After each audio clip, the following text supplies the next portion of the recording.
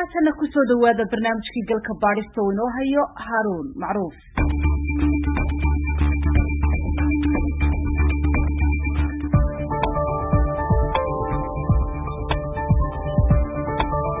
khubarada lacagaha ee Soomaaliya waxay aaminsan yihiin in soo baxa shirkadaha forex ay dharbaaxo weyn u keeneen dhaqaalihii waddanka gaar ahaan xilli ay sidoo kale jiraan caqabado waaweyn oo soo food saaray waddanka sida COVID-19 oo dhaawacay dhaqaalaha fatahaado iyo ayax baabi'iyey dalag iyo dhulbeereed badan dabaqadaha ku tiirsanaa inay maalin walba soo saartaan noloshooda ayaa ugu badnaa dadka lacagaha gashtay shirkadaha forex shirkadahan ayaa dadka maal gashaday waxaa ka mid ahaa bajaajlayaal xoololey gedisley ganacsato iyo kumanaan kun oo qof oo kale oo ah dad garab rarata ah dadka qaar waxay lacagahooda kala soo baxeen shirkado ay ugu jireen ama akoonno ay ugu xaraysnaayeen shirkadahan ayaa adeegsaday dad magac ku dhaxlay bulshada oo ay ka dhigteen tusaale si dadka aan iyaga aqoonin ay ugu soo hirtaan lacagna ay u gashtaan waxaa ka mid ahaa dadka ay adeegsadeen xildhibaano ganacsato iyo odayaal waxay sidoo kale xayeysiisyo ku samaysteen Facebook iyo baraha kale ee bulshada saraakiisha dawladdu waxay ganacsigan ku tilmaameen Ponzi scheme kaasi oo ah in lacag laga qaaday macaamiil la siiyo kuwo kale iyadoo lacagaha soo galayana ay ku xiran yihiin inta macaamiil ee cusub ee mar walba lagu qanciyo inay lacaga ku soo darsadaan kuwaasi oo lagu soo xerogeliyey inay faa'iido dhaqso ah helayaan bankiga Soomaaliya ayaa hore u amray in shirkadahan albaabada la isugu dhufto bishii Maarso ee sanadkan ayaa galka baaristu waxa uu barnaamij ka sameeyey shirkadahan ay kumanaanka qof ee macaamiisha ah ay ku sirmeen barnaamijkii hore galka baaristu uu ka sameeyey meheraddan waxaan ku waraystay dhowr qof oo ku qanacsanaa shaqada ay shirkadahani hayeen isla markaana diiday inay ku qancaan eedaha loo jeedinayay shirkadahan ee ahaa inay khayaano ku shaqaynayaan waxaan dib ugu laaftay qaar ka mid ah dadkii aan hore u waraystay horaantii sanadkan waxaanan weydiiyey inay aragtidoodii shirkadahan wax iska bedeleen dadkaasi aan waraystay waxaa ka mid ah ninka magaciisa ku soo koobay Cabdiqaadir oo ii sheegay inuu xilligan ka qabo fikrad ka duwan tii hore xilligan waxa uu qabaa inay meheradahani ku dhisan yihiin khayaano waxaana uu maal gashtay shirkad lagu magacaabo Kobciye oo uu wax ka aasaasay mid ka mid ah asxaabtiisa kaasi oo ay wada joogeen xilliga aan waraysanayay barnaamijkan horta fadhiisa hore markii uu bilaabanayay dadka waxa waaye magaalada waa kala socotay lacagta waa la siinaayay markii la gaaray corona virus xaalad ku xumaatay bishii Abriil ilaa iyo up to now bishaan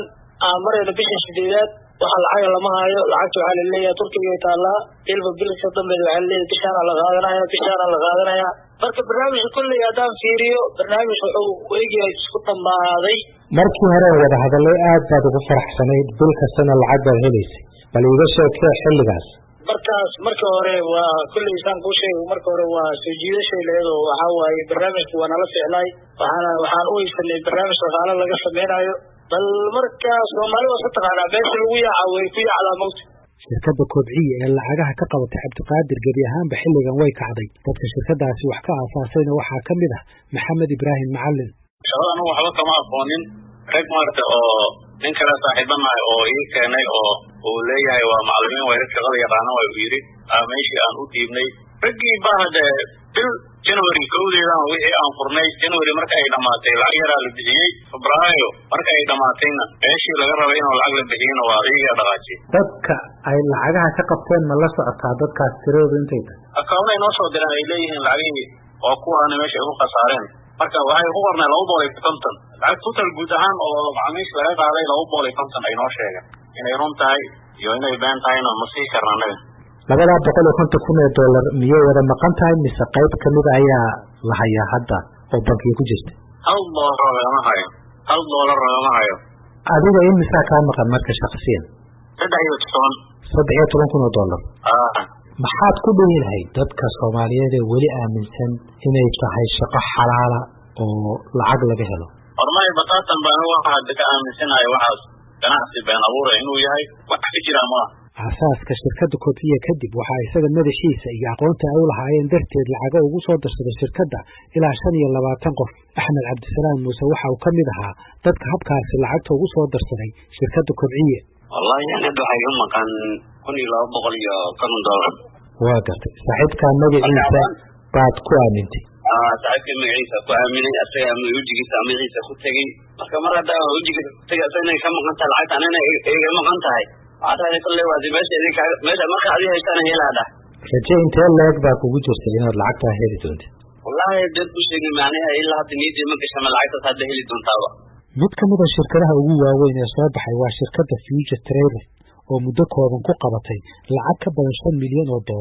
sida ay muujiyeen xogta ay hayso dawladda Soomaaliya kadib markii ay laamaha amnigu dhaceen xafiiska shirkadaasi waxay sheegeen inay heleen dokumentiyo muujinaya in la helay oo kaliya raadka lacaga lagu bixiyo mushahar ahaan iyo qaar dad loo celiyay iyo ilaa $1 milyan oo bankiyo kala duwan ku jirta lacagtaasi oo haatan dawladdu ay ka xayirtay mulkiilihii shirkadaasi Looga Yuusuf Cali dokumentiyada ay dawladdu heshay waxay muujinayaan inay ku maqan yihiin Looga Yuusuf Cali iyo shirkadda Future Trade lacag dhan $3 milyan iyo $700,000 dadka ila soo xiriiray waxay ii sheegeen in shirkadaasi ay lacaga badan uga maqan yihiin mulkiilaha shirkaddan waxaa horaantii sanadkan xiray ciidamada booliiska Soomaaliya kuwaasi oo markii dambena damiin ku sii daayay Looga Yuusuf Cali waa magaca ay macaamiishu u yaqaanaan isla markaana uu u sheegay saraakiisha amniga markii la xirayay sidoo kale waxa uu ku qoran yahay magacaasi dokumentiyadii damiin ahaanta loogu sii daayay 7 Abriil 2020 magacaaga laba magac baad xustay Looga Yuusuf Cali iyo Maxamed Awaale magacaaga saxda waa maxay aniga magacayga saxda ah waa Maxamed Maxamuud Axmed Xaaji Faarax oo dhashay magaalada Hadarsimo ee gobolka Sanaag magaca labaad waa magac qofku loo magac waa yeelan karaa misaal oo kale qofka xataa iska hal magac xataa saddex magac qof waa yeelan karaa anigu baasaboorka waxaan qaatay 2015 baan qaatay 2015 isma muqdisho xaween safarkii ugu horeeyay ku tagana wuxuu ahaa 2016 bishii saddexaad ku tagay dad badan baa hadda waxa laga dhigayaa magaca xataa oo arkay dad badan wax ka qorqoraya dad badan wax ka yiri magaca anigu waa samaystay oo xaween qaab dadka muqdisho aan xaween aan samaystay magacayga bedelay si hadda u taan xaween aan la soo qaban saas oo kale aan ku taxadiraya baasaboorka anigoo gar wax baasaboorka laga bixiyay 2015 saddex sano ka bacdi muqdisho waa tagay xataa markaan baasaboorka qaadanayay حتى النادي يكون شو يحبون من فوق الأرض وطايم مقصود أكيد مرة باهيات أنا جديد كونية ومرة يوقف فينا المرع عقاصو أيام قصة ويستي لكن مرع أنا رجع أحس يقولي هاي معها مرع الرسم جاي ومحمد أحمد عواله أبغى أنا إنسان ويا أحد والله حويا اللي يقدر محمد عوال لكن مرع يستحمل ويقول عليا تذكر أول شيء يقول الصومالية وحليها واحد مرع محمد أحمد حاجي فرح marka Looga Yuusuf Cali oo dokumentiyadan dawladdu hayso ku qoran waa magac been abuur ma waa magac baahiyaad anigu aan qabo iyo dokumentiga kale ii geysay isagoo ku soo koobiya warqadda damiinka ee lagu sii daayay waxa uu ku cadeeyay inuu hayo $3 milyan iyo $700,000 oo ay leeyihiin dad shacab ah waxaa sidoo kale warqadaasi uu ku cadeeyay ballanqaad ah inuu u celin doono lacagtaasi dadkii uu ka arooriyay muddo 60 maalmood gudahooda oo ka bilaabanaysa 8 Abriil kuna eg 8 Juun 2020 haddii uu muddadaasi ku celin waayana waxa uu qoray inuu diyaar u yahay in sharciga lagu qaado Looga Yuusuf Cali xilligan waxa uu bixinayaa macluumaad ka duwan kan ku qornaa warqadda damiinka waa la soo daayay waxa lagu heshiiyey in kontrakad laga qaaday iyo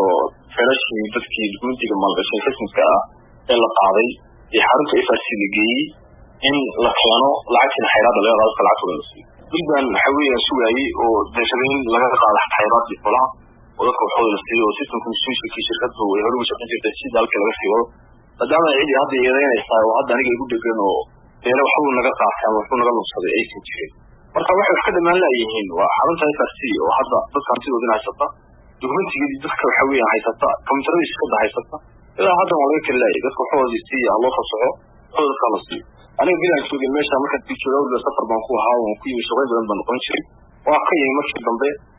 oo de institution ka xamar jira handada badan leh waxa markaan deeri wixii la xaraa oo dadka aan aqoon siiyo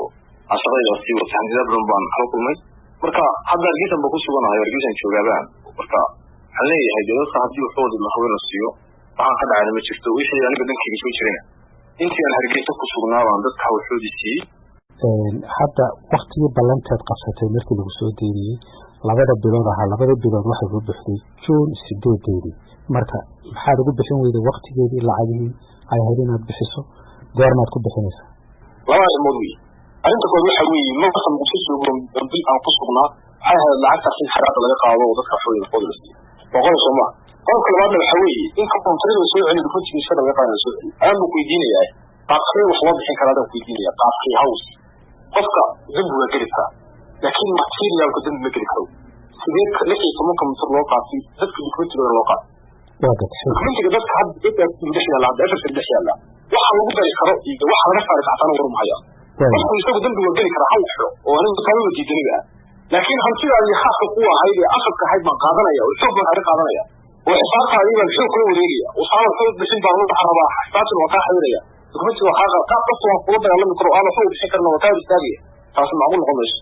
siideynta looga Yuusuf Cali waxaa gacan ka geystay laba xildhibaan oo ka tirsan baarlamaanka federaalka Soomaaliya mid ka mid ah xildhibaanadaasi waa Axmed Ismaaciil Maxamed waxa uu booliiska Soomaaliya u qoray inuu damaanad buuxda oo ah mid nafsi iyo maalba ka yahay looga Yuusuf Cali waxaana damaanad qaadaya ayuu yiri inuu celiyo lacagta uu u hayo shirkadda Future Trader muddo 60 casho gudaheeda lacagtaas oo cadadkeeda uu qoray inay tahay 3,700,000 dollar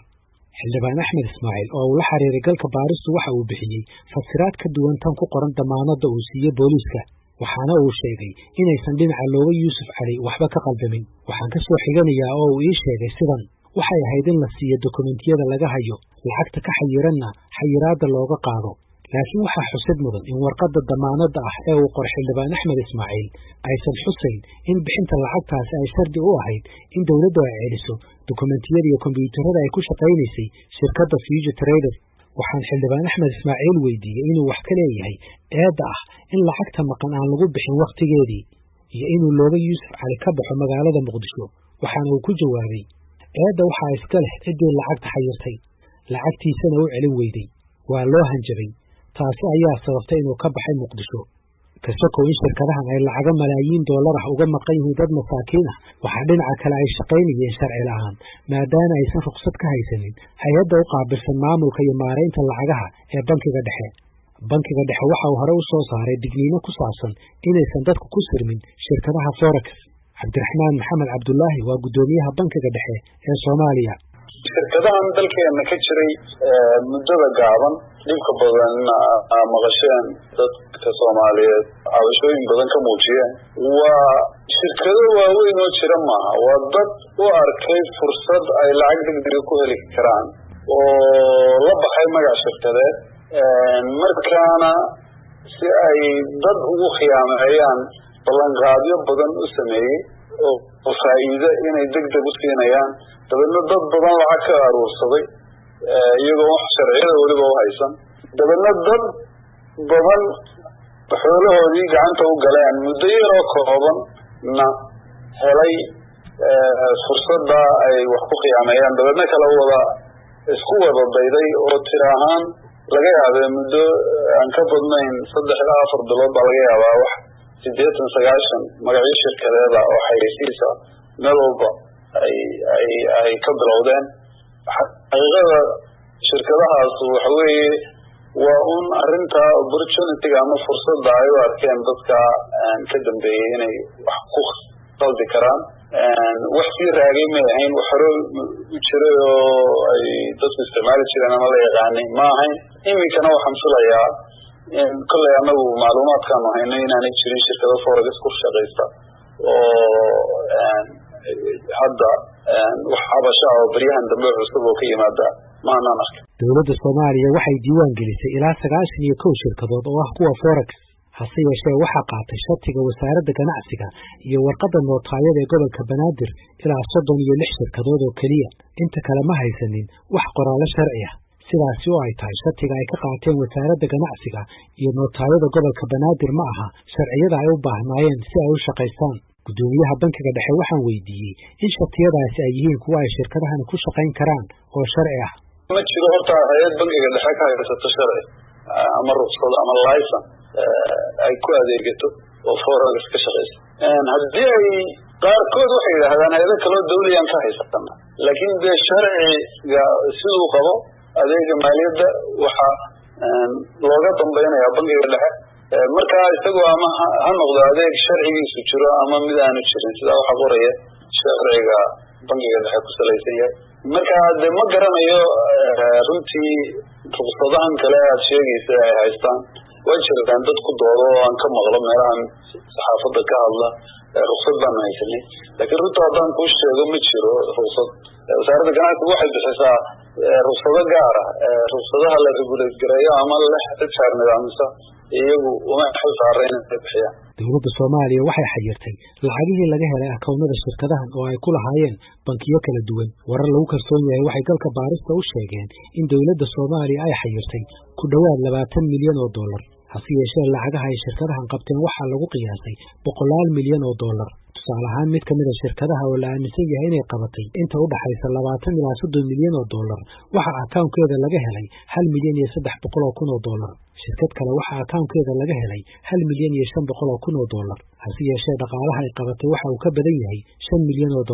Macluumaadka uu helay galka baaristu waxaa ka muuqata in saddexda shirkadood ee dadka ugu badan lacagaha ka qabtay ay kala yihiin Himila Forex Trading oo lacag ka qabatay ugu yaraan 1,500 qof, Abal Traders oo lacag ka qabatay 870 qof, iyo Future Trader oo lacag ka qabatay 850 qof. Gudoomiyaha bankiga dhexe waxa uu sheegay in tallaabada xigta ay tahay in dadka ay xooluhu ka lumeen ay u dacwoodaan hay'adaha sharci ilaalinta. tallaabada xigta waxa weeye horta dad badan baa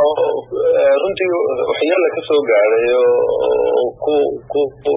aydoobay ama xoolo kaga lumeen. dadka waxa la gudboon inay u dacwoodaan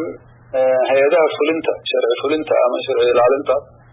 booliska iyo xeer ilaalinta ay kamid yihiin. iyagaa laga rabaa ciddii wax ka dhacday inay dacweeyaan, kadib hay-adahaasuna waajibkooda ka gutaan.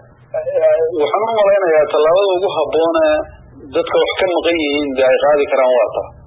shirkadaha laftoodii de hadda ma jiraan oo wax weli hawshii problemkii hawl taagan, dhibaato taagan maaho ah in sidii hore waa ka bedelan tahay, waa wada xidhmeen annaga intaan u warhayno. marka waxaan u filayaa tallaabada labaad inay tahay dadka xoolahooda ku maqan yihiin inay raadsadaan oo qof waliba qofkii wax ka qaaday waa yaqaanin iyo ciddii wax ka qaadee ay u dacwoodaan oo dacwado uga furtaan hay-adaha loo dacwoodo ee dembiyada wax ka qabta.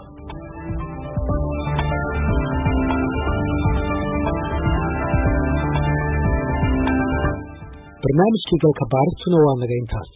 inta aynu ku kulmi doono barnaamijkan oo kale waa Haaruun Macruuf oo idin leh nabadgelyo.